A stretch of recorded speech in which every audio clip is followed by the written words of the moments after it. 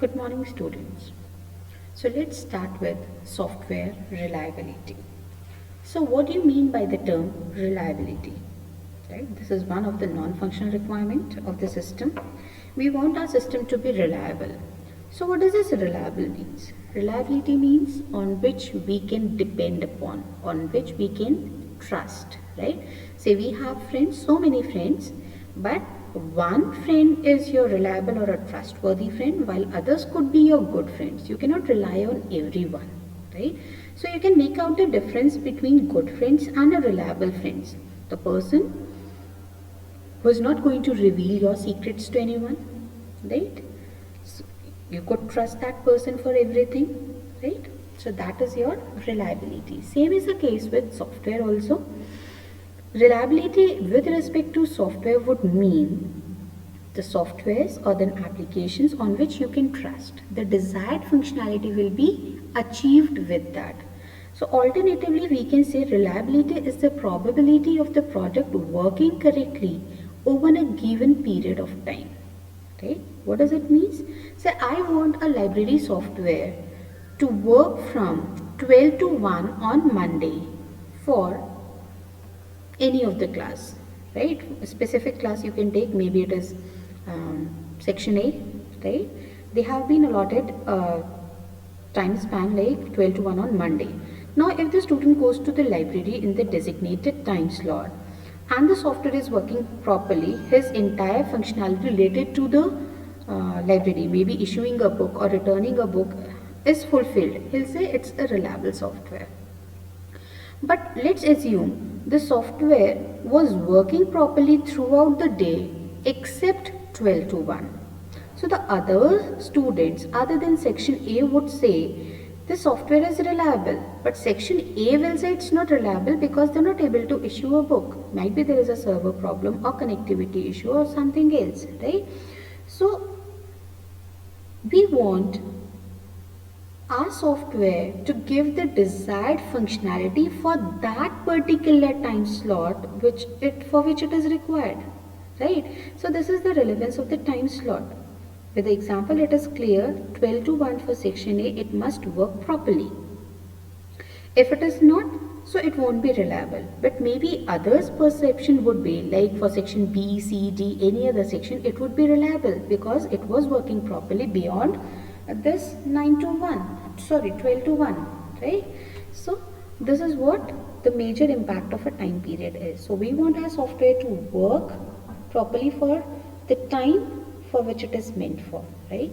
It is obvious that software product having a large number of defects is unreliable. So normally we assume that if the software has errors, so ultimately it's not going to give you the desired outcome because there are errors. So if you give an input, no output will be given or a wrong output will be given to you. Right? So ultimately we'll say it's not at all reliable. And the second important parameter is this reliability. If you go on measuring it, for T1 time instant it was something else, and as soon as you eliminated the errors, at T2 time instant it is something else. So the moment you make changes and make it work, the reliability keeps on changing frequently, right? So if the errors are getting eliminated, the reliability keeps on improving. So this is the relationship. But the problem associated is if you're supposed to tell the reliability of your system, say today, can we tell the exact reliability of our library automation system for X date? No, because it might have frequently changed throughout the day. As and when errors are encountered and eliminated, it keeps on fluctuating. Right? So this is a problem with measuring the reliability. So what exactly matters in case of reliability is the exact location of the error first of all. Say if the error is present in, say, library software, there are two parts. The first part is an admin part, which has create and delete functionality, rarely used functionality. We create the record or delete the record once in 4 years. When a student enters the college in first year, then the creation of record would be there. And once the student leaves in the final, after the final year, then the record is deleted, right? So rarely used functionality. While a student part would be search, issue, return, reissue, they are used thousands of times in a day, right? So most used part. So if the error is present in a student module, any of the functionality, maybe in the search or return or whatever, right? So the perceived reliability for the student will be low because he is not able to issue a book. But at the same time, for the same error in the issue module, what will be the perceived reliability for an admin? Same, because delete and create is working properly. There is no change. The functionality which are relevant to the admin are working properly. He'll say it's a reliable product. But at the same time, the student will say it's not at all reliable. So see, what matters is the location of the error, where the error is present. Then it also depends upon the execution profile. Who is using it, right? Say if student is using it, his perception would be different. If admin is using it, his perception will be different. The execution profile also plays an important role. If it is selected input data to the system such that only the correctly implemented functions are executed, none of the errors will be exposed and the perceived reliability of the product will be high. Right? So it might happen if a user is using only, say student is using only search functionality. He's searching the book for 1 hour, he was searching only and he don't get issue any of the book. So ultimately searching is working properly, right? So perceived reliability will be, that is execution profile. कि कैसे हम उसे use कर रहे हैं अपने shifter को. Maybe we are using only those functionalities which are correctly working, but we know that in the software module, the library we are talking about, the student issue functionality has some error. But since you are not using it, I go to the library and directly I return the book. So I don't have to use this issue functionality where the error was present. So I will say it's a reliable product. Secondly, on the other hand, if the input data is selected such that only those functions which contain errors are invoked, the perceived reliability of the system will be low, definitely. So the basic reason we cannot measure the reliability is, first of all, it depends upon where the bug is located. That is location of the error. It is also observer dependent. Who is viewing this? And the third one is it keeps on changing frequently as and when errors are detected and fixed. So we can never measure the reliability, the exact reliability of the system. Apart from this, reliability is a non-measurable quantity. It's a non-functional requirement, intangible in nature. Intangible means जिसकी हम exact value identify नहीं कर सकते हैं. For example, say distance of graphic error from ISBT. We know it's quantifiable. We can easily tell, say somewhere it is 1.5 kilometers from here, right? 1.5 kilometers. So unit is kilometer. I'm quantifying it 1.5. But how will you measure the reliability? We cannot quantify it directly, right? It's a non-measurable quantity. So how are you going to measure the reliability? So we correlate. So what is done actually if it is a non-measurable quantity, but yes, you are supposed to measure it. So what we do is we convert this non-measurable quantity into a measurable quantity with the help of certain parameter. For example, correlate this reliability with number of failures, right? So if number of failures are more, reliability will be less. If number of failures is less, reliability will be more. That means indirectly proportional. So we can correlate to some direct measure, that is failure, and we can easily count number of failures. Okay, how many failures are there in your system, right? So this is what I said. Reliability, a non-measurable quantity. Failure, a measurable quantity. So we can measure this reliability with the help of this failure. We can identify a relationship between them, and then based on that correlation we can quantify reliability also. Right? We'll be doing certain metrics at the end related to this. Prior to this, we'll see the hardware reliability versus software reliability. Right?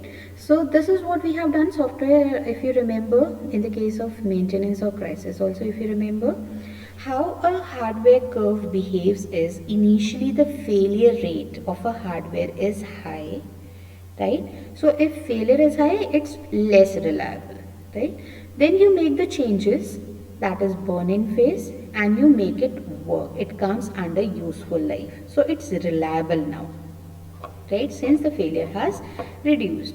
Then after some time, once you use for a longer time, again due to friction or some other reason, failure rate increases. That is wear it out take place. So it is again rendered useless due to high failure rate. So it won't be reliable at all. So this is how reliability changes. Initially it is reliable, it's not at all reliable. It was reliable here, and then reliability drastically starts reducing again. In case of software, it's an ideal thing which is represented here. Initially the failure rate is high. You make the changes, that is testing is represented here. You test it, eliminate the errors, it starts working. Operational phase comes in. You use the software for a longer time, it's reliable. And after sometimes we know that what is the end of software life is, it gets deteriorated or it gets obsolete. So in that case, reliability will again reduced since the failure winning.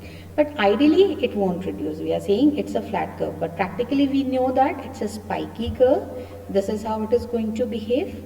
Like we have spikes due to some other reasons, and it is going to behave this way.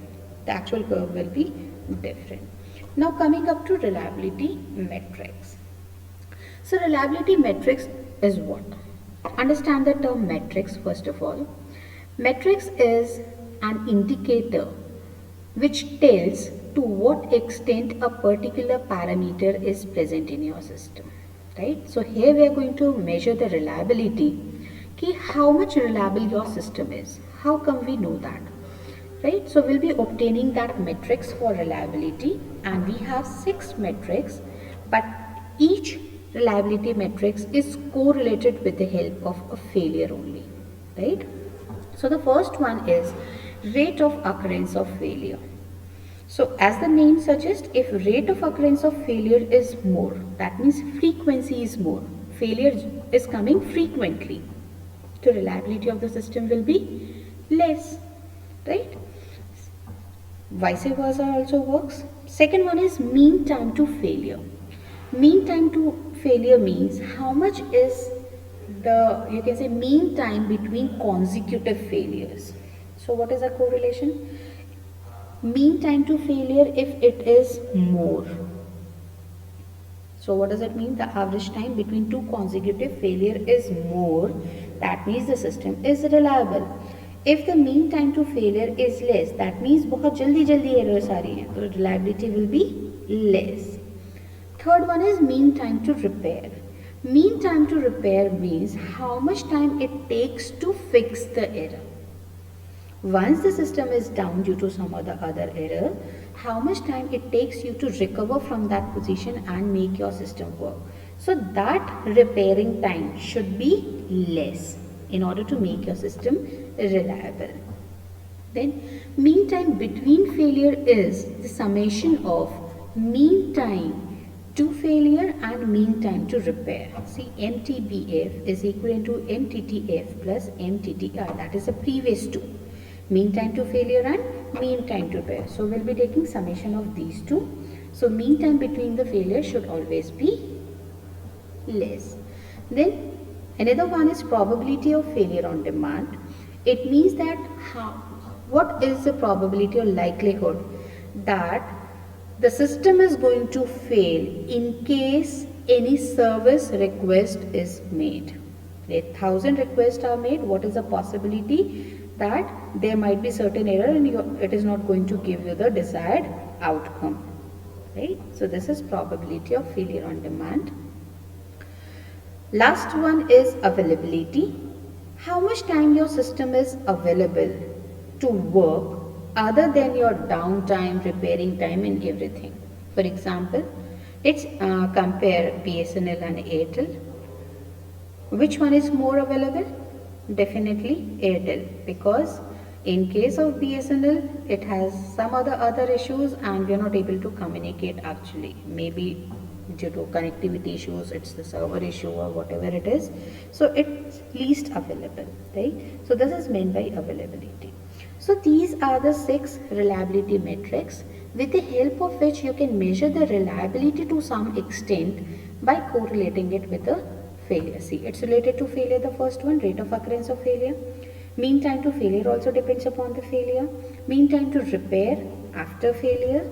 Mean time between the failure, this is also related to failure. Probability of failure on demand, ये भी आपका failure से related है. And availability, the system will be available once the failure is recovered, right? So ultimately all the 6 depends upon the failure. But the question arises, if I say, okay fine, it depends upon the failure. Are all failures of same complexity or same type? Are they going to contribute equally to the reliability? No. Because we have different types of failure and their contribution is different. How we can assume this failure to be a standard quantity to measure reliability? Right? See, we have different types of failure. First one is a transient failure. Transient failure occurs when certain input values while invoking a function of the system. That means it is not for all the inputs, just for a specific set of input. If it is not given, no failure will occur. Permanent failure will occur for all the inputs. Right? Recoverable is when recoverable failure occurs, the system recovers with or without human intervention. That means system is going to recover from that situation. Unrecoverable are the system may need to be restarted. Automatically it is not going to recover. You make the changes, you need to restart, then only the system changes will be applicable. And the last one is a cosmetic failure. Right? So these changes of failure cause minor irritations and do not lead to incorrect result. So if I am going to measure the reliability based on say cosmetic failure, which does not have a major impact, like cosmetic failure, I'll give you an example. In your desktop or laptop, you have taken an assumption if you double click on a folder, it gets open up. Mistakenly you single click it. So desired outcome is not reached, right? It doesn't opens up. But next time if you double click it, it will get open. So it was a failure. You're not getting the desired outcome, but it's not a major failure. It's just a minor thing. And you can easily recover from that situation, but simply you have to double click it. But say if it is a permanent failure, the contribution will be different. Since failure types are different, so definitely their contribution to the reliability will also be different. How we can say that reliability can be easily quantified with the help of a failure when each have a different impact? So this is the problem with reliability. Though we can measure it, so we can quickly summarize here. See, this I was talking about. What are the problems associated with the reliability? First of all, where it depends upon the location, it depends upon the observer, and it keeps on changing and as and when it is detected and fixed. And the fourth one is, it also depends upon the type of failure also. ऐसा नहीं है, it depends upon the failure. Though you are correlating it with the failure, but it cannot be assumed to be a standard value because we have different types of failure and their contribution to the reliability will be different, right? So this was all about reliability. Hope the concept is clear. Thank you.